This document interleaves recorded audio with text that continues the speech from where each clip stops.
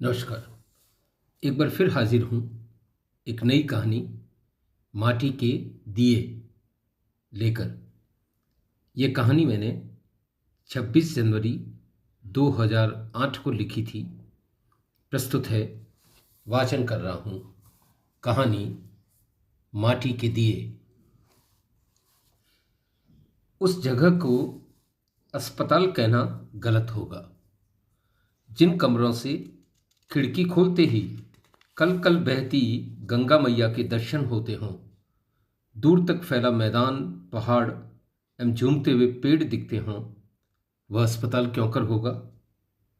उसे रिसोर्ट कहना लाजमी होता, पर थे तो वे अस्पताल के कमरे ही। आयताकार, करीब 12 फीट लंबे एवं 8 फीट चौड़े, जिनके दाएं बाथरूम बना हुआ था। हर कमरे में 2 पलंग एवं 2 लोहे की टेबलें रखी थी। कुल 10 कमरे थे। इन कमरों में उन रोगियों को रखा जाता जिनका जीवन मृतप्राय होता अथवा जिनके सुधरने की संभावना नगण्य होती, जो बुझते हुए माटी के दिए होते। संभवतः परमात्मा तक पहुंचने के पूर्व वे प्राकृतिक वैभव का दर्शन कर एक नई आशा का संचरण कर सकें अथवा उस प्रकृति को जान सके जो परमात्मा का सेतु भी है एवं उसकी मूक आवाज भी। ऋषिकेश की पहाड़ी पर बने एक भव्य अस्पताल के आगे ये कमरे थे, जिन्हें वहां पर सभी कॉटेज वार्ड कहते। इन्हीं में से एक कमरा मेरा था। मैं लीवर कैंसर का रोगी था। कैंसर फैल चुका था एवं रोग असाध्य था। मैं जानता था कि मैं 6-7 माह से अधिक जीने वाला नहीं। स्वास्थ्य दिन ब दिन गिर रहा था। मौत एक मौन पदचाप से शनै शनै मेरी ओर बढ़ रही थी। वैसे मैं जिया ही कब था? तब और अब में मात्र यंत्रणा का रूप बदला था। पहले मानसिक यंत्रणाओं को झेल रहा था और अब शारीरिक। हां, यह बात अवश्य थी कि जीवन जितना रहस्यमय था, मौत उतनी नहीं थी। मृत्यु के पूर्व मृत्यु को जानना एवं जीना एक कष्टकर किंतु विरल अनुभव था। वैसे तो सभी जानते हैं कि उन्हें एक दिन मरना है। मृत्यु एक अटल सत्य है, पर मृत्यु दिवस की अनिश्चितता जीवन को गति देती है। मनुष्य पूरी चतुराई से मृत्यु के महासत्य को दरकिनार कर उस झूठ को जी लेता है जिसका नाम जीवन है। सत्य को आवरण में रखे बिना जीवन जिया भी नहीं जा सकता। हां, जीवन का आकलन अवश्य हो सकता है। इन दिनों मैं भी अतीत का आकलन कर रहा था। जीवन का विश्लेषण तो पहले भी कई बार किया था, पर यह आकलन अहंकार शून्य भी था एवं निष्पक्ष भी। साथ वाले कमरों से हर 15-20 दिन में एक समाचार आ जाता कि अब यह नहीं रहा, अब वह नहीं रहा। हर समाचार मन को एक विचित्र विषाद से भर देता। हम सबकी स्थिति ऐसे थी जैसे तू चल मैं आया। शाम टहलते हुए यदा कदा किसी रोगी से मिलना भी होता तो मिलन में वह उन्माद न होता। कौन एक और नया मोह पाले। रोगियों के रिश्तेदार जब तब रोगियों के रिश्तेदार जब तब आंखों में उदासी एवं बेबसी लिए आते दिखते। कई बार यही लोग फूट फूट कर रोते हुए दिखते। रिश्ते यूं ही नहीं बनते हैं। मनुष्य इन्हें जिगर का खून देकर पालता है। अपने जब बिछड़ते हैं तो लगता है कोई प्राण खींच रहा है। पर मेरा अपना यहां कौन था? उन्हें तो मैं वर्षों पूर्व छोड़ आया था। छाती का ये बोझ इन दिनों शिराओं में दर्द बनकर बहने लगा था। इन्हीं दिनों मेरे पास वाले कमरे में एक बच्ची आई। वह कितने दिनों पहले आई यह तो नहीं मालूम, पर हां, कल शाम मैंने उसे पहली बार देखा था। गोरी चिट्ठी, उम्र करीब 10 वर्ष, तीखे नाक नक्श, साधारण स्वास्थ्य अर्थात न मोटी न पतली, लेकिन कद उसकी उम्र की लड़कियों से अधिक ही था। मैंने उसे देखा तब वह गुस्से के मारे दांत किटकिटा रही थी। उसकी बड़ी बड़ी आंखों में बचपना कम एवं क्रोध अधिक झलक रहा था। मुझे जाने क्यों लगा कि उससे बात करूं। मैं उसकी ओर बढ़ा तो वह ऐसे घूरने लगी जैसे कच्चा खा जाएगी। बच्ची है या बला है? मैं चुपचाप भीतर चला आया। रात कई देर तक वो मेरी आंखों के आगे घूमती रही। भला इसे क्या रोग हो गया? मुझे तो वह शारीरिक कम या मानसिक रोगी अधिक प्रतीत हो रही थी। कहते हैं मनुष्य को उसके पापों का फल मिलता है, पर यह भी कोई उम्र थी पाप काटने की। काश मैं अपनी उम्र उसे दे पाता, पर मेरे पास भी जीवन कितना भर शेष बचा था। मेरा अनुमान सही था।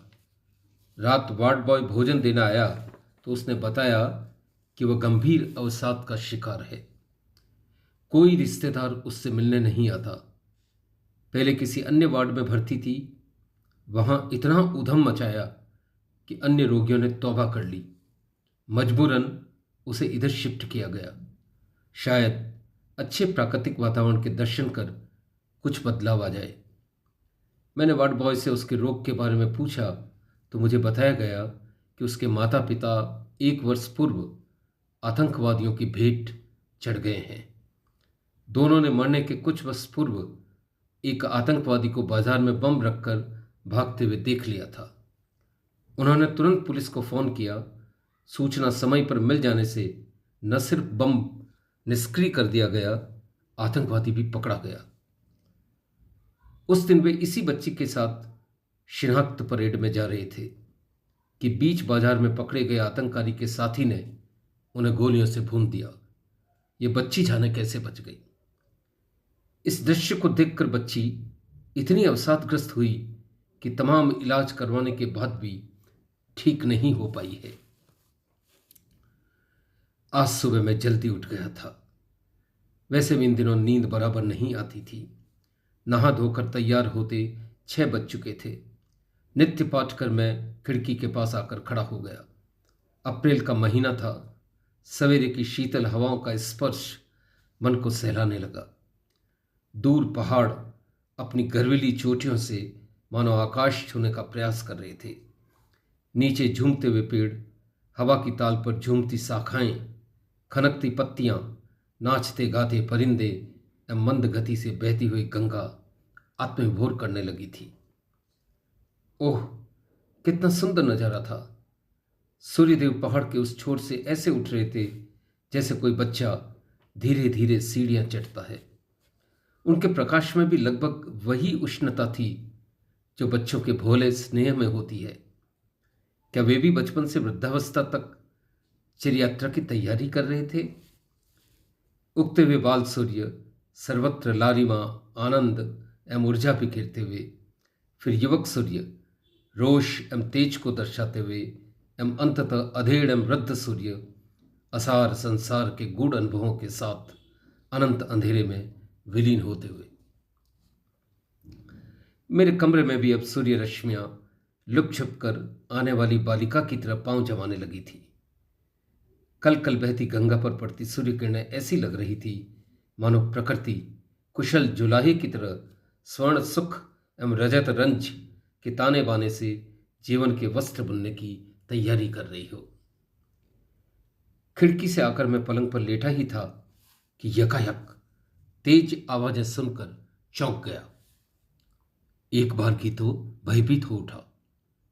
बीमारी में विशेषतर रोग अगर मरणांतक हो तो कुछ विचित्र भय सर्प की तरह मन की बांबी में बैठ जाते हैं।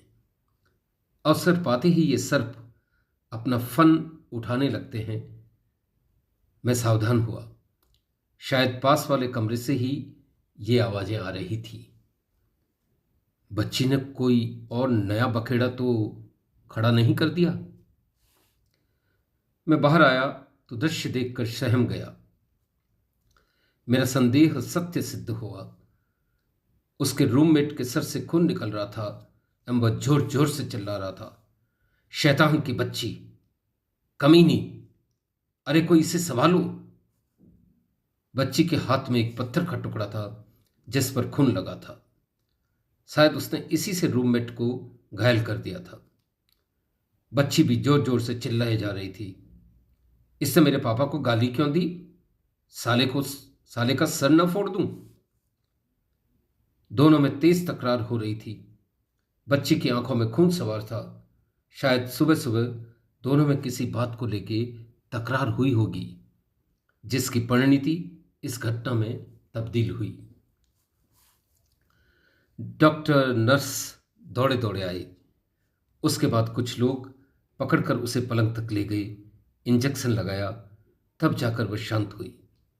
उसका रूममेट, जो एक अधेड़ उम्र का व्यक्ति था, अब भी चिल्लाए जा रहा था, मैं इस आफत की पुड़िया के साथ नहीं रह सकता, जाने कब क्या कर बैठे। मैंने करीब आकर उसके कंधे पर सांत्वना का हाथ रखा। जरा धैर्य रखिए, बच्ची ही तो है, कुछ रोज में ठीक हो जाएगी। मैं कुछ और कहता उसके पहले ही वो बोला, आपके उपदेश अपने पास रखिए। किसी घटना पर कमेंट करना सरल है, उसे भुगतना अलग बात है। जिस दिन से आई है आसमान सर पर उठा रखा है। आपको इतनी ही सहानुभूति है तो अपने साथ रख लीजिए, आपका दूसरा बेड भी तो खाली है। कहते कहते उसकी आंखों से चिंगारियां बरसने लगी थी।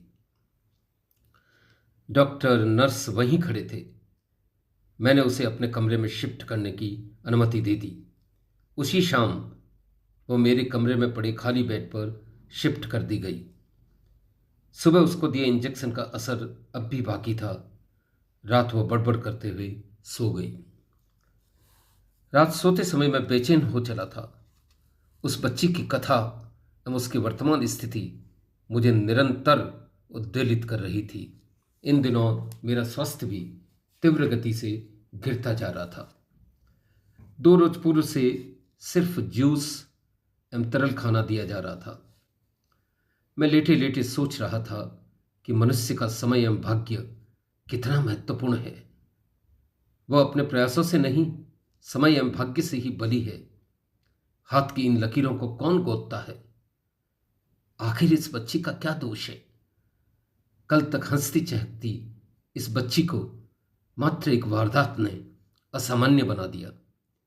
लोग इसे पागल समझते हैं। असामान्यता की पृष्ठभूमि में कौन जाता है? किसे फुर्सत है ये सब सोचने की? सभी ऊंची ऊंची बातें करते हैं।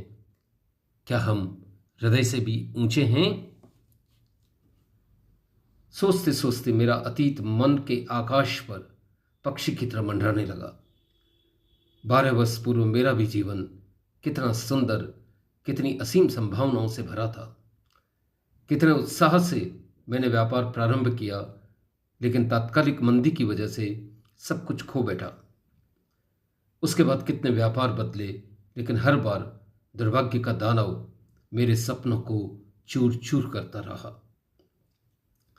मैं यह भी सहन कर लेता, लेकिन कलह प्रिय पत्नी के ताने नहीं सहन कर पाया। उस दिन तो उसने हद कर दी। वह लगभग चीख रही थी, आपने तो मुझे बर्बाद कर दिया, कोई काम ढंग से नहीं करते, पता नहीं और कितना विनाश करोगे। तुमसे ब्याह करने की बजाय कुंवारी रहती तो अच्छा होता। सारे अरमानों को फांसी लगा दी।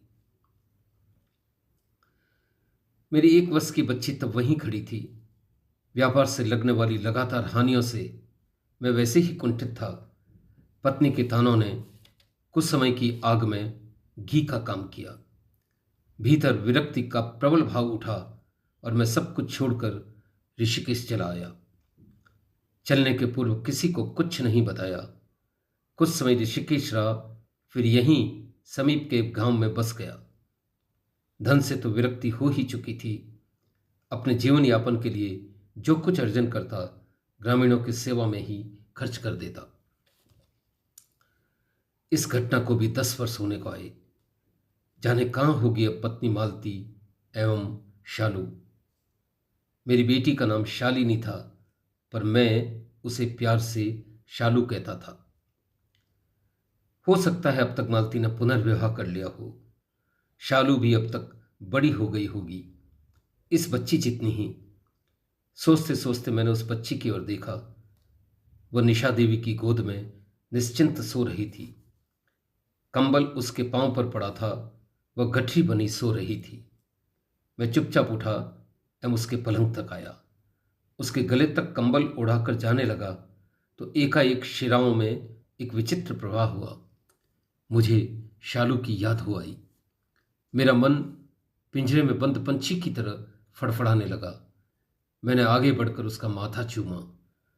जाने कहाँ से दो आंसू मेरे शुष्क हृदय सरोवर से आंखों में उतर आए एवं चुपचाप कपोलों से होते हुए बच्ची पर टपक पड़े। हम सभी माटी के दिए ही तो हैं, जितने मजबूत उतने ही कमजोर, जितने तेज उतने ही क्षीण, जितने स्वार्थी उतने ही परमार्थी। अंतर सिर्फ इस बात का है कि कब कौन सी व्रति हावी होती है। क्षण भर में मेरा वर्षों का दबा पितृत्व सर उठाकर खड़ा हो गया। एक नव प्रकाश ने मेरी आत्मा के चिर अंधेरे को आलोकित कर दिया। मैं बुझता हुआ दिया हूं तो क्या, किसी अन्य टिमटिमाते हुए दिए में तो अपने स्नेह का तेल भर सकता हूं। उसकी क्षीण ज्योति को तो प्रज्वलित कर ही सकता हूं। अब एक नया संकल्प मेरी आत्मा के रथ पर आरूढ़ हो चुका था। अगले दिन चाहकर भी मैंने उसे कुछ नहीं कहा। पता नहीं कैसे रिएक्ट कर जाए। उस दिन वो सारे समय छत को घूरती रही। कभी कभी जाने क्या याद कर उसकी सिसकियां बन जाती, कभी बिना कारण मुस्कुराती तो कभी क्रोध के मारे मुट्ठियां भींच लेती। शाम होते होते मैं सोचता ही रहा कि उससे कैसे बात प्रारंभ की जाए। अंततः मैंने कमर कसी, उसकी ओर देखकर बोला, जरा पानी का गिलास तो देना। मुझे पानी की दरकार नहीं थी, पर परमार्थ का शहद पाने के लिए कई बार मधुमक्खियों के छत्ते में हाथ डालना पड़ता है। मैंने सोचा वही हुआ। मैं कुछ और कहता उसके पहले ही वह बोली, तुम्हारी नौकर हूं क्या? परेशान किया तो तुम्हारा भी सर फोड़ दूंगी। मैंने अब मोर्चा संभाल लिया। नहीं नहीं, तुम ऐसा क्यों करोगी? तुम तो बहुत प्यारी बच्ची हो। यह कहकर मैं उठा एवं चुपचाप उसकी टेबल से ग्लास उठा लिया। पानी पीकर मैंने उसे थैंक्स कहा तो वो बिफर पड़ी, मेरे ग्लास से पानी क्यों पिया? कुछ क्षण के लिए मैं निरुत्तर हो गया, लेकिन तुरंत संभल कर बोला, मेरे पास ग्लास नहीं था, मुझे तेज प्यास लगी थी, सॉरी। अच्छा ये तो बताओ, तुम्हारा नाम क्या है? मैंने बात बढ़ाने की मंशा से उससे प्रश्न किया। शालिनी। पापा मुझे शालू कहते थे। लेकिन मुझे क्या मतलब? शालिनी। पापा मुझे शालू कहते थे, लेकिन तुम्हें क्या मतलब? शालू नाम सुनते ही मेरी नसों में बिजली सी दौड़ गई। वर्षों पहले छोड़ आई कोई बच्ची यकायक मेरे सामने बड़ी होकर उपस्थित हो गई। मानो वो मुझसे प्रश्न करने लगी, पापा आप कैसे हो? मैं भीतर तक भीग गया। ओह कितना प्यारा नाम है, क्या तुम स्कूल में पढ़ती हो? मैंने फिर बात को आगे बढ़ाया। तुम्हें इससे क्या? कहते कहते जाने क्या हुआ, उसने टेबल पर रखा कांच का ग्लास उठाया एवं जोर से मेरे सर पर दे मारा। सर मुड़ाते ही ओले पड़ गए। मेरे माथे से खून बहने लगा। वह चीख कर बोली, बुलाओ डॉक्टर को, देखती हूं मेरा क्या बिगाड़ लोगे। कहते कहते वह जोर से कांपने लगी। मैं अपने पलंग पर चला आया। पास ही रखी रुई में टिंचे लगाकर माथे पर रखा एवं चुपचाप बैठ गया। थोड़ी देर बाद वार्ड बॉय को बुलाया। वह कुछ कहता उसके पहले ही मैंने उसकी शंका का समाधान कर दिया। दीवार से टकरा गया था, जरा बैंडेज कर दो। वार्ड बॉय बैंडेज करके चला गया। आज इस चोट से मेरे शरीर को तो पीड़ा हो रही थी, लेकिन अंतर आनंदित हो रहा था। ठीक उस छोटे बच्चे के हल्की थप्पड़ की तरह जो कभी कभी अभूतता में, प्यार में वह बड़ों को मार देता है। मेरे इस अप्रत्याशित व्यवहार से वह हैरान रह गई। रात सोते समय मैं वही लौरी गुनगुनाने लगा था जो कभी शालू को सुनाता था। मेरी गुड़िया राज दुलारी, सबसे प्यारी सबसे न्यारी। गाते गाते यदा कदा मैं उसकी ओर देख लेता। धीरे धीरे मैंने देखा वह सुबक सुबक कर रोने लगी है। मैं उठकर उसके पलंग तक आया तो वह मुझसे कसकर लिपट गई। मैं कई देर तक उसके सर पर हाथ फेरता रहा। वह शांत हुई तो मैंने उसे पूरी लोरी सुनाई। सुनते सुनते वो जाने किस लोक में खो गई। लोरी समाप्त हुई तो वो उठी एवं आकर खिड़की के पास खड़ी हो गई। चांद अब आसमान में चढ़ने लगा था। आसमान पर यत्र तत्र बिखरे तारों के साथ वह ऐसे आगे बढ़ रहा था जैसे घर का मुखिया अपने बिखरे परिवार को साथ लेकर चलने का प्रयास करता है। नदी पर चंद्र किरणें ऐसे चमक रही थी मानो चंद्रमा उसे रजत दान कर रहा हो। कई देर तक वह इस दृश्य को देखती रही। फिर सामने उगे दो तारों को देखकर बोली, अंकल, वे दो तारे क्या हैं? मैंने ऊपर देखा। सामने मिथुन राशि आंखों के ठीक सामने थी। वह एक जोड़ा है बेटा, आदमी और औरत का। एकाएक मुझे यही उत्तर सूझा। तो क्या वह मेरे मम्मी पापा हैं? कहते कहते उसकी आंखें चमकने लगी थी। हाँ, मुझे भी ऐसा ही लगता है। मैंने उसकी बात से सहमति जताई। तो वे इतने दूर क्यों चले गए? इस प्रश्न के साथ वो पुनः रोष से भरने लगी थी। भगवान अच्छे लोगों को अपने पास बुला लेता है, फिर वे आसमान में तारे बनकर चमकते हैं। मैंने उसे समझाने का प्रयास किया। वो उन्हें वापस क्यों नहीं भेजता? अब एक गंभीर उदासी उसके चेहरे पर छाने लगी थी। परमात्मा उनके बिना रह नहीं पाता ना, वो उन्हें अपने साथ रखता है। तो क्या वे अब कभी नहीं आएंगे? वे हमसे दूर कहां हैं? अपनी किरणों द्वारा हमसे बातें तो कर रहे हैं। मैंने देखा शालू के भीतर कुछ पिघलने लगा था। वह मेरे समीप आई एवं चुपचाप मेरा हाथ पकड़कर खड़ी हो गई। कुछ देर बाद बोली, अंकल, आप कितने अच्छे हो, लेकिन तुम तो सबसे अच्छी हो। कहते कहते मैंने उसे गले से लगा लिया। दूसरे दिन से मानो वह मेरी बेटी ही बन गई। हम दोनों खुलकर बतियाते। मैं यदा कदा वार्ड बॉय से चॉकलेट, गुब्बारे आदि मंगवाता रहता। वह दिन पर दिन सुधरती रही। उसको मेरे कमरे में आए 3 माह बीत गए। यकायक मानो उसे समाधान मिल गया। मेरे जीवन से भी मानो एक मकसद निकलने लगा था। लेकिन मेरा स्वास्थ्य अब जवाब देने लगा था। शालू अब करीब करीब नॉर्मल थी। उसमें आए अप्रत्याशित परिवर्तन को देखकर हर कोई हैरान था। आज सुबह डॉक्टर देखने आया तो मुझे तेज श्वास चढ़ी थी। रक्तचाप लेने के पश्चात वह गंभीर हुआ। कुछ रुककर बोला, अब अपने रिश्तेदारों को बुला लो। मैं किससे बुला था? अब यह कैसे संभव था? कितना दूर चला आया था मैं। अतीत की यादें बवंडर बनकर मेरे विचार व्योम पर उठने लगी थी। भीतर कोई मुझसे प्रश्न प्रतिप्रश्न करने लगा था। मालती एवं शालू जाने किस हाल में होंगी? क्या मैं उनसे मिले बिना ही संसार से कूच कर जाऊंगा? काश मैं कुछ धैर्य रखता, बिना कुछ सोचे समझे उन्हें छोड़ आया। क्या मालती मुझे माफ कर देंगी? क्या शालू बड़ी होकर मुझे नहीं कोसेगी? मुझे उन्हें बुलाना ही होगा। भीतर कुछ टूटने लगा था। मेरे बाद इस बच्चे का भी क्या होगा? वर्षों बाद दूसरे दिन मैंने एक पुराने मित्र रमेश को फोन किया। हम दोनों मेरे शहर में बचपन से साथ साथ पले थे। सौभाग्य से उसका नंबर वही था। फोन पर ही उसने बताया कि मालती मेरे बिना एक वियोगिनी का जीवन जी रही है। मेरे जाने के बाद उसी ने व्यापार संभाला एवं अब व्यापार बहुत बढ़ गया है। जो तुम नहीं कर पाए वो मालती ने कर दिखाया। काश तुम थोड़ा इंतजार करते। मेरा मन अब शालू के लिए विवल हो उठा। मैंने रूंधे गले से पूछा, शालू कैसी है?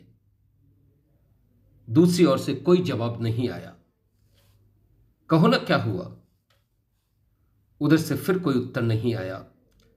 वे क्षण कयामत के क्षण बन गए। मैंने लगभग रोते हुए पूछा, बताते क्यों नहीं, शालू कैसी है? रमेश के उत्तर के साथ ही मानो मुझ पर वज्रपात हुआ। क्षमा करना मित्र, तुम्हारे जाने के 1 वर्ष बाद उसका एक दुर्घटना में निधन हो गया। मालती तुम्हारे घर में अकेली रहती है। मैं आज ही उसे सूचित करता हूं। उस रात मैं करवटें बदलता रहा। मालती की यादें मुझे चंगों ओर से बींधने लगी। ओह, मैं कितना कायर था। मैं उसे क्यों छोड़ आया? मेरी और शालू की विदाई को उसने कैसे सहा होगा? क्या वह मेरी गलतियों को भुला देगी? कदाचित वो भुला भी दे तो क्या मैं स्वयं को माफ कर सकूंगा? दूसरे दिन मालती एवं रमेश दोनों मेरे सामने थे। मालती के आधे से अधिक बाल सफेद हो चुके थे। आंखों के नीचे काले गड्ढे दिखने लगे थे, मानो किसी चिर वियोग की कथा कह रहे हो। मुझे देखते ही बिफर पड़ी। ऐसा भी क्या कह दिया मैंने आपको? इतनी सी बात की इतनी कड़ी सजा? नाखून चुभ जाए तो क्या उन्हें अंगुलियों से जुदा कर दिया जाता है? तुमने ऐसा क्यों किया? अब मिले भी हो तो फिर बिछड़ने के लिए। कहते कहते उसकी गिग्गी बंध गई। कमरे में सन्नाटे तैरने लगे थे। मेरे पास इन प्रश्नों के उत्तर होते तो देता। मेरी श्वास अब रुकने लगी थी। मालती पास आकर बैठ गई। उसके आंसू थम नहीं रहे थे। मेरा हाथ पकड़कर बोली, शालू भी नहीं रही और अब आप भी चले जाओगे तो किसके सहारे रहूंगी? तुम अकेली नहीं रहोगी, हमारी शालू हमें मिल गई है। कहते कहते मैंने पास ही खड़ी शालू का हाथ उसके हाथ में दे दिया। धन्यवाद।